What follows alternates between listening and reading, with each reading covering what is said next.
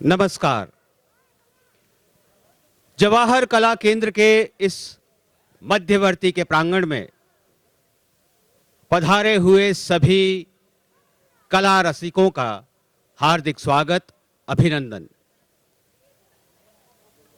लोक रंग की 5वीं शाम हम इससे पहले कि कलाकार मंच पर आएं, मंच के देवता, कला संस्कृति के देवता, नृत्य संगीत के देवता भगवान नटराज की प्रतिमा पर भावांजलि देकर ये कलाकार अपने श्रद्धा सुमन चढ़ाते हैं, अपनी भावनाएं प्रकट करते हैं और उसके बाद वो मंच पर अपनी कलाओं का प्रदर्शन करते हैं। मैं आमंत्रित करता हूं महाराष्ट्र से आए ओंकार जाधव और राजस्थान की साहिबा सपेरा को कि वो सभी कलाकारों की तरफ से भगवान नटराज की प्रतिमा पर माल्यार्पण करें और दीप प्रज्वलित करके आज की शाम की शुरुआत विधिवत करने का उपक्रम आरंभ करें। हमारे देश की कलाओं में अलग अलग तरह के रस नजर आते हैं। आज की ये शाम की शुरुआत हम करेंगे श्रृंगार रस के साथ। महाराष्ट्र में एक नृत्य परंपरा है, श्रृंगार रस प्रधान, जिसमें रसिकों को आनंद भी आता है और वे नृत्य के दौरान झूमने भी लगते हैं। लावण्य से भरी ये नृत्य शैली महाराष्ट्र की हर खुशी के पर्व की एक कड़ी है, अभिन्न हिस्सा है। शाम की शुरुआत करते हैं और आमंत्रित करते हैं महाराष्ट्र से आए कलाकारों को, जो प्रस्तुत करेंगे आपके सामने लावण्य से भरी लावणी।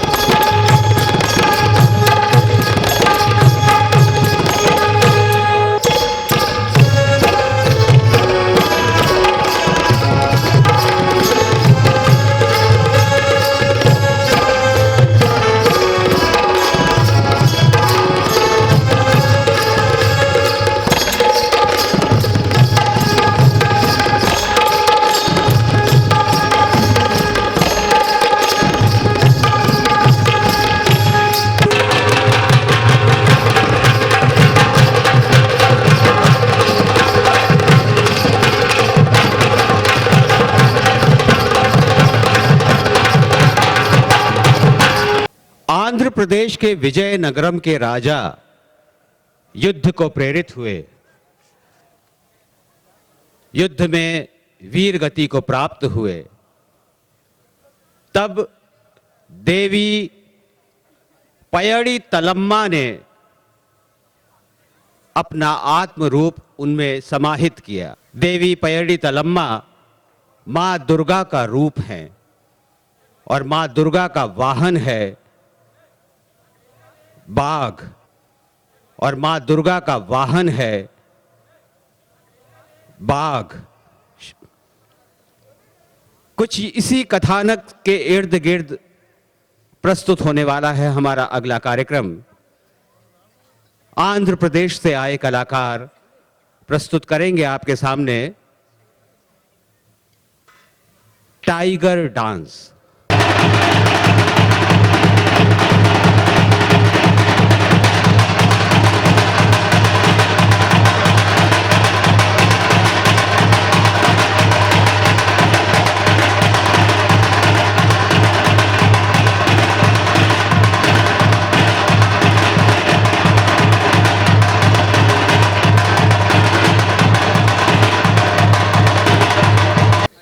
ये था पुली वेशालू,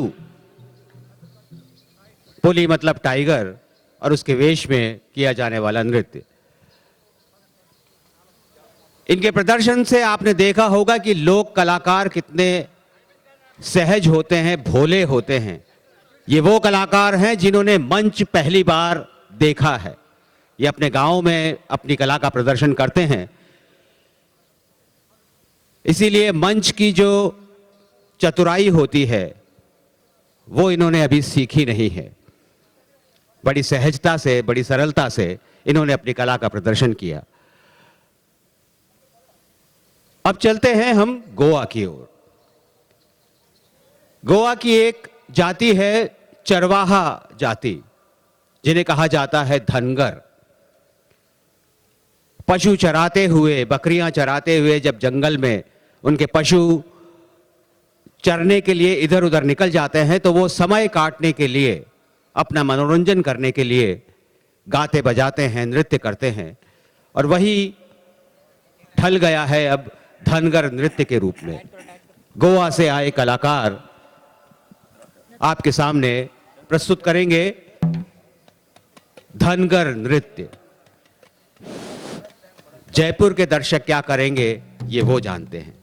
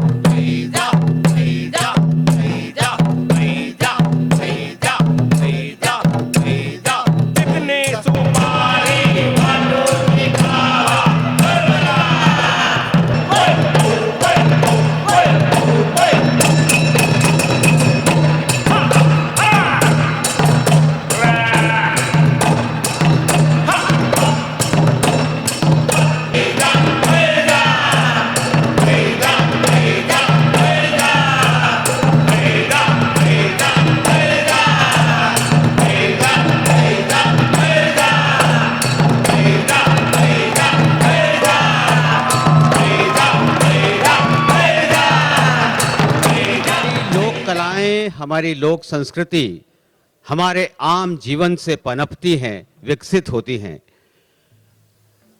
असम के चाय बागानों के किसान, वहां के खेतीहर मजदूर,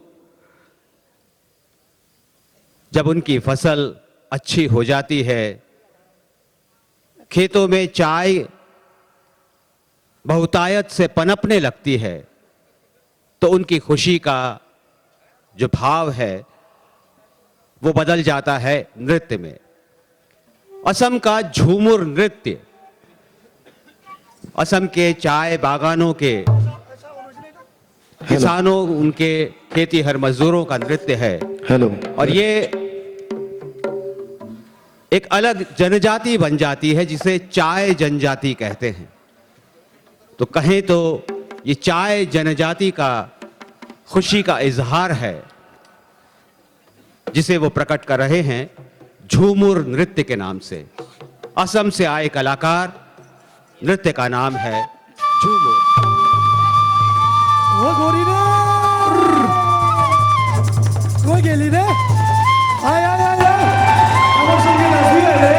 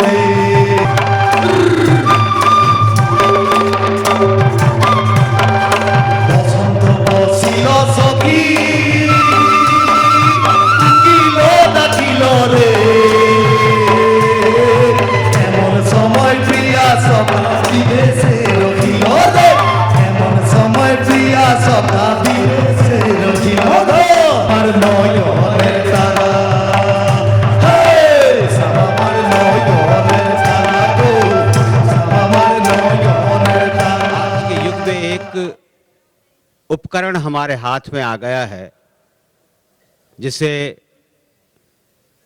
हम आवश्यक भी समझते हैं, हमारी आवश्यकता भी बन गया है, लेकिन कभी कभी वो समस्या भी पैदा कर देता है। वो उपकरण है हमारा मोबाइल फ़ोन। आप उसका उपयोग कीजिए, ज़रूर कीजिए, लेकिन उसके उपयोग में थोड़ा सा इतना ध्यान रखिए कि यहाँ और भी दर्शक आनंद लेने के लिए आए हैं, उनके आनंद में बाधा ना पड़े, उनके आनंद में कोई खलल ना हो। आपका आनंद दूसरे का व्यवधान ना बने। थोड़ा सा मैं गुजारिश करूंगा दर्शकों से। गुजरात में दो तरह की धाराएं साथ साथ प्रवाहित होती हैं। एक है कृष्ण भक्ति की धारा और दूसरी है देवी मां की भक्ति की धारा। कृष्ण भक्ति में वहां रास किया जाता है और जब देवी भक्ति की बात आती है तो वहां किया जाता है गरबा। गरबे के भी दो रूप प्रचलित हैं, एक प्राचीन गरबा और एक अर्वाचीन या आधुनिक गरबा। प्राचीन गरबा जिसमें घर में घट स्थापना करके, देवी मां की स्थापना करके 9 दिनों तक, नवरात्रि के दिनों में महिलाएं देवी भक्ति में अपने नृत्य के माध्यम से आराधना करती हैं। वो कहलाता है प्राचीन गरबा और उसी का एक रूप लेकर आपके सामने आ रहे हैं गुजरात से आए कलाकार। आनंद लीजिए, स्वागत कीजिए गुजरात से आए कलाकारों का जो प्रस्तुत करेंगे प्राचीन गरबा।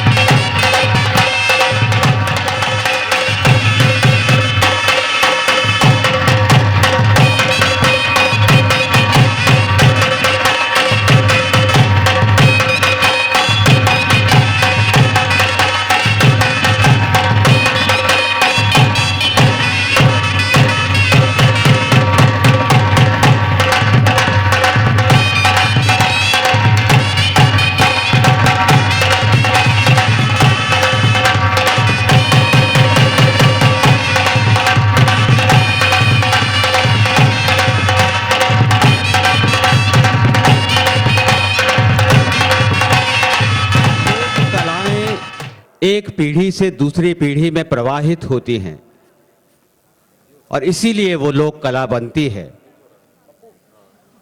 एक जाति के लोग, एक समुदाय के लोग उस कला को पीढ़ी दर पीढ़ी अपनाते हैं और तभी ये परंपरा निरंतर प्रवाहित होती रहती है। ऐसी ही एक परंपरा है राजस्थान की गायकी परंपरा। दो जातियां हैं जो पेशेवर गायक जातियां हैं, लंगा और मांगणियार। गायकी में थोड़ा बहुत अंतर है लेकिन दोनों में एक समानता है कि ये लोग अपने जजमानों के लिए गीत गाया करते थे। लंगा जाति के कलाकारों के जजमान होते थे सिंधी सिपाही और मांगणियारों के जजमान होते थे हिंदू। अपने जजमान के हर तीज त्योहार, उनके घर में किसी भी खुशी के अवसर पर ये लोग गीत गाया करते थे। जन्म से लेकर के जीवन के हर पल के गीत इनके पास मौजूद हैं। असंख्य गीतों का खजाना इनका भरा हुआ है। ये परंपरा कैसे आगे बढ़ती है उसी का एक नज़ारा हम आपके सामने प्रस्तुत करेंगे। आज इन दोनों जातियों के बच्चे मिलजुल कर आपके सामने गीत प्रस्तुत करेंगे। दो बच्चे लंगा जाति के हैं, दो मांगणियार जाति के, और इनका साथ निभाएंगे कुछ बड़े वरिष्ठ कलाकार। गाजी खां मांगणियार के निर्देशन में आपके सामने प्रस्तुत कर रहे हैं बच्चों का गायन ये बच्चे हैं लंगा और मांगणियार। आप आनंद लीजिए।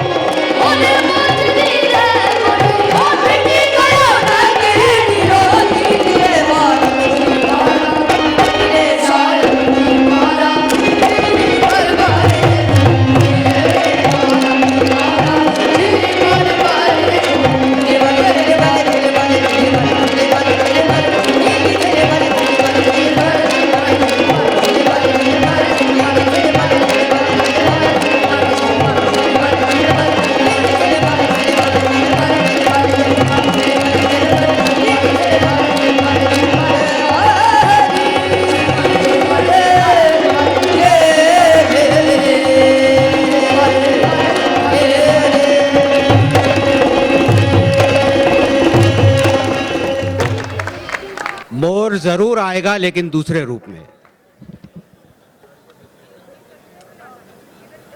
आपकी ख्वाहिश हम पूरी करेंगे। अगला नृत्य मयूर नृत्य ही है। कुछ कलाएं ऐसी होती हैं जो सुरीली होती हैं, जो हमारे कानों से हमारे मन में बस जाती हैं। कुछ ऐसी लयात्मक होती हैं कि वो हमारे कानों से उतरकर पैरों में चली जाती है और हमें थिरकने को मजबूर कर देती हैं। कुछ कलाएं इनके साथ ऐसी होती हैं जो हमारी आंखों में बस जाती हैं। कालिदास ने अपने शाकुंतलम नाटक में लिखा है, लब्धम नेत्र निर्वाणम, कि मेरी आंखों को निर्वाण मिल गया। ऐसा ही निर्वाण आपको मिलेगा हमारी अगली परफॉर्मेंस में। केरल के कलाकार आपके सामने मयूर नृत्य लेकर के आएंगे। और दक्षिण भारत की कलाओं की ये खासियत है कि वे सुरीली भी होती हैं, लयात्मक भी होती हैं, लेकिन उसके साथ साथ दर्शनीय भी होती हैं। आहार्य अभिनय का उपयोग उसमें ज़्यादा होता है। ये आप खुद महसूस करेंगे। आपके सामने लेकर आ रहे हैं केरल से आए कलाकार, भक्ति भाव से भरपूर एक पारंपरिक नृत्य मयूर नृत्य।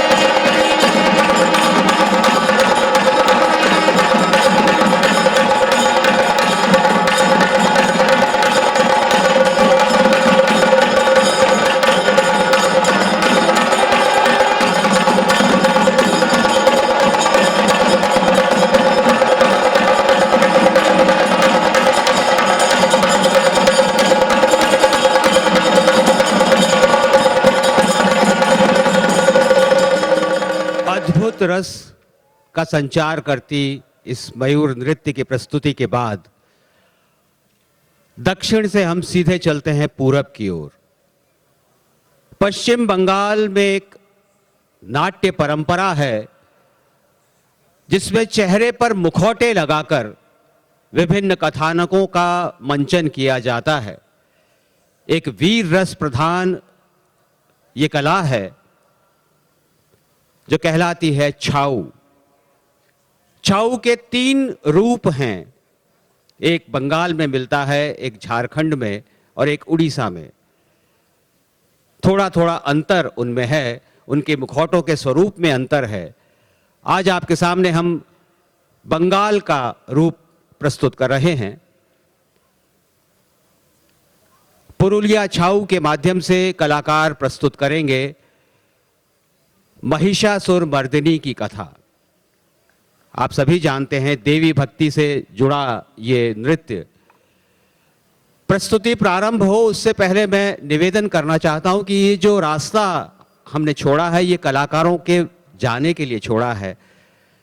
तो अगर आप लोग इससे इधर या इधर बैठ जाएंगे तो कलाकारों को निकलने में आसानी होगी और प्रस्तुति थोड़ी सी सुगम हो जाएगी।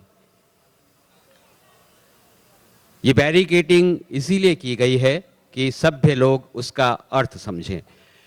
प्रस्तुत करते हैं पश्चिम बंगाल का पुरुलिया छाऊ।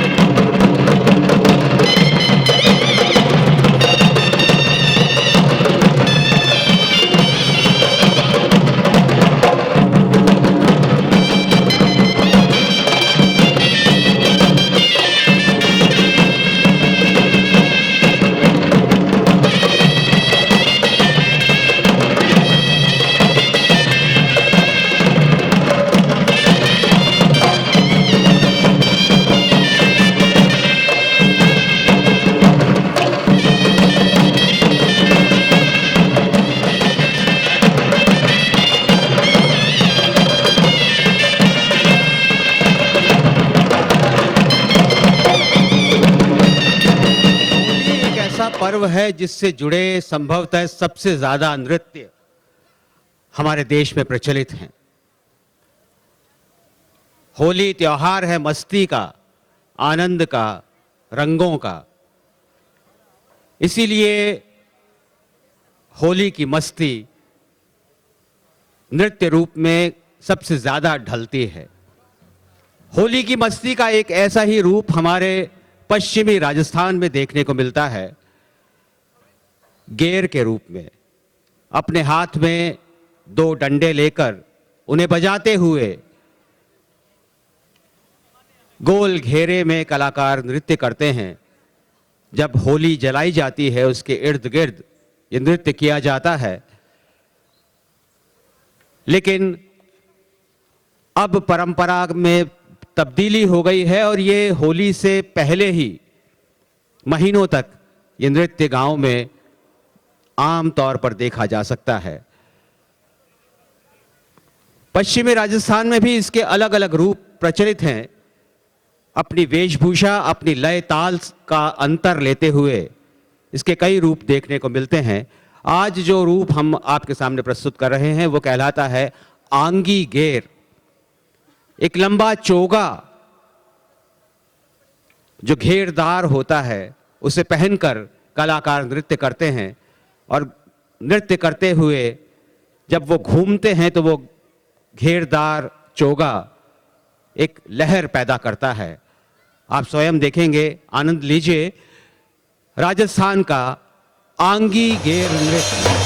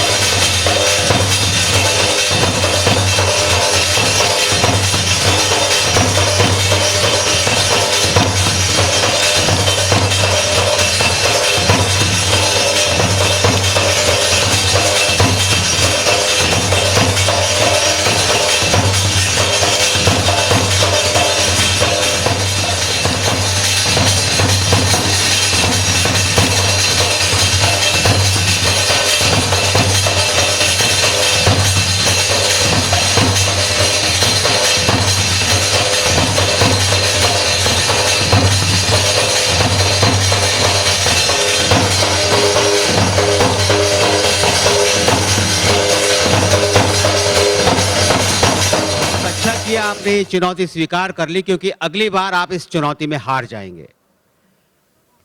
अब जो ढोल की गूंज होगी पहुंच पाएंगे, उसके नजदीक भी आप नहीं। आंध्र प्रदेश का एक नृत्य है जो हर शोभा यात्रा का एक अहम हिस्सा होता है। उस शोभा यात्रा को एक लय देता है, एक ताल देता है, उस शोभा यात्रा को आगे बढ़ने में मदद करता है। यह कहलाता है डप्पू नृत्य। अपने हाथों में छोटे छोटे ढप लिए हुए 15 से 20 कलाकार एक साथ उस ढप को बजाते हैं। उन्हें ना किसी माइक की जरूरत है, ना किसी और सहारे की। जब वो बजता है तो पूरा शहर गूंजता है। देखते हैं आपकी तालियां उनसे जीत पाती हैं या नहीं। आंध्र प्रदेश का ये डप्पू नृत्य लेकर आ रहे हैं आंध्र प्रदेश से आए कलाकार। डप्पू नृत्य।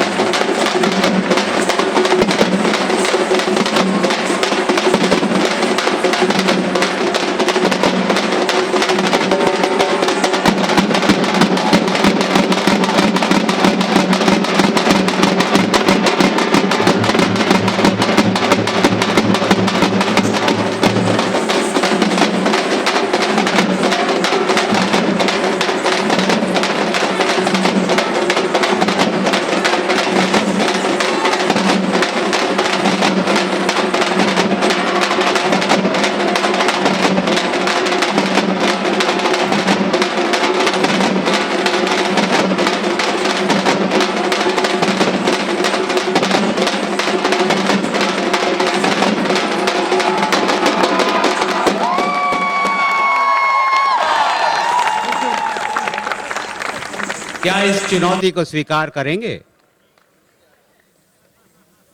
मैं खुद भी स्वीकार नहीं कर सकता, क्योंकि इस गूंज के बाद एकदम अब इस प्रांगण शांति छा जाएगी। शांति इसलिए कि हमारी आज की ये अंतिम प्रस्तुति थी। कल शाम 6 बजे, 6:30 बजे आपसे फिर मुलाकात करने की उम्मीद के साथ, और उम्मीद करते हैं कि आप लोग 6:30 बजे ठीक आ जाएं, ताकि हम ठीक समय पर अपना कार्यक्रम शुरू कर सकें। आज की शाम आपसे विदा चाहते हैं। बहुत बहुत धन्यवाद। कल शाम मिलने की उम्मीद के साथ आपसे विदा लेते हैं। नमस्कार, शुभ रात्रि।